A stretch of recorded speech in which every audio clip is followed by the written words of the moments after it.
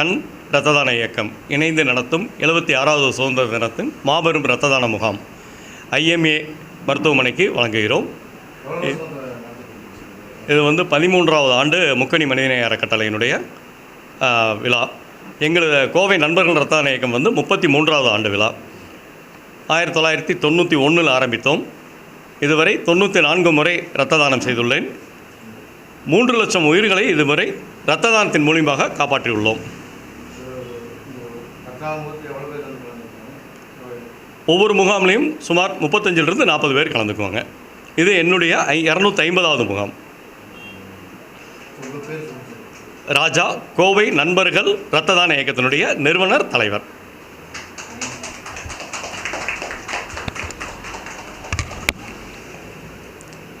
அனைவருக்கும் இனிய சுதந்திர தினம், குடியரசு தினம் நல்வாழ்த்துக்கள்.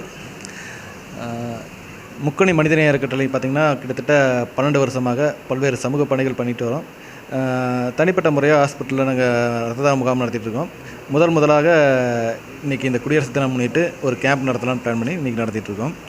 இந்த முகாம் எதுக்காக நடத்துகிறோன்னு கேட்டிங்கன்னா, நம்ம இந்திய தேசத்திற்காக உயிர் தியாகம் செய்த தியாகிகளை நினைவூட்டும் வகையாக இரத்த தான முகாம் இந்த தடவை நடத்திட்டுருக்கோம்.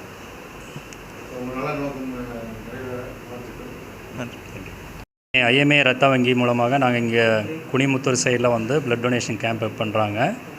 இது பார்த்திங்கன்னா ப்ளட் டொனேஷன் பற்றி எல்லாருக்கும் மோஸ்ட்லி எல்லாத்துக்கும் தெரியும். ஒரு உயிர் காக்கிற விஷயம் இது. நம்ம அதாவது பார்த்திங்கன்னா இப்போ இரத்த தானம் என்பது இருக்கும்போதே தானம் செய்வதாகும். கண் தானம், உடல் தானம் என்பது வாழ்க்கையில் ஒரு முறை தான் பண்ண முடியும். ஆனால் இரத்த தானம் என்பது நாம் இருக்கும்போதே தானம் செய்து பிற உயிர்களை காப்பாற்றுகிறோம். ஸோ இதில் பார்த்திங்கன்னா ஒரு ஆண் பெண் அவங்க பார்த்திங்கன்னா ஒரு வருஷத்துக்கு ஒரு 4 முறை இரத்த தானம் பண்ணலாம். நம்ம அதாவது 350 மில்லி எடுப்பாங்க ஒருத்தர்கிட்டருந்து. ஒருத்தர் இப்போ பிளட்டு டொனேட் பண்ணுறாரு அப்படின்னா அது ஒரு 24 மணி நேரத்தில் ஊறிடும். அடுத்தது அவங்க கொடுக்குறதா இருந்தால் ஒரு 3 மாதம் கழிஞ்சு அவங்க கொடுக்கலாம். இது இப்போது ஒரு அறிவியல் பூர்வமாக இது ரிசர்ச் பண்ணியிருக்காங்க.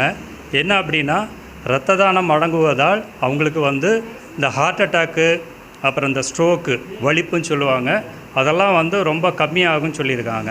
ஸோ அதுவும் இல்லாமல் ஒரு ஒரு என்ன சொல்கிறது, ஒரு அருமையான ஒரு நிகழ்வு இது. எல்லோரும் ப்ளட்டு கொடுக்கணும். நம்ம நீங்கள் எந்த அளவுக்கு நீங்கள் ப்ளட் கொடுக்குறீங்களோ அந்த அளவுக்கு உயிர்கள் காக்கப்படும்.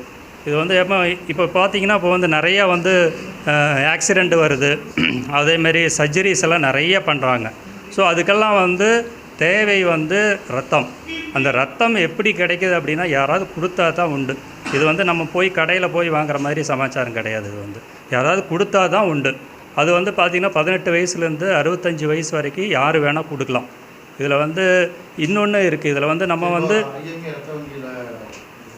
ஆமாங்க, இது பார்த்திங்க எல்லாத்துக்கும் நாங்கள் யார் கேட்டாலுமே எல்லாத்துக்கும் நாங்கள் கொடுக்குறோம். இதில் இது என்ன அப்படி பார்த்திங்கன்னா, இப்போ இந்த ப்ளட்டு நாங்கள் எடுத்து போய் அது டெஸ்ட்டு பண்ணுவோம். அது டெஸ்ட் பண்ணுறதுக்கு எப்படி ஒரு 3 மணி நேரம் 4 மணி நேரம் ஆயிரும். ஸோ அது அது எந்த மாதிரி ப்ளட்டு கேட்குறாங்களோ ஆஸ்பத்திரியிலேருந்து அதுக்கு தகுந்த மாதிரி நாங்கள் செப்பரேட் பண்ணி அதுக்கு கொடுப்போம். அதுக்கு உண்டான அந்த டைம் தான் ஒரு 3 மணி நேரம் 4 மணி நேரம் ஆகிறது. நன்றி, தேங்க்யூ.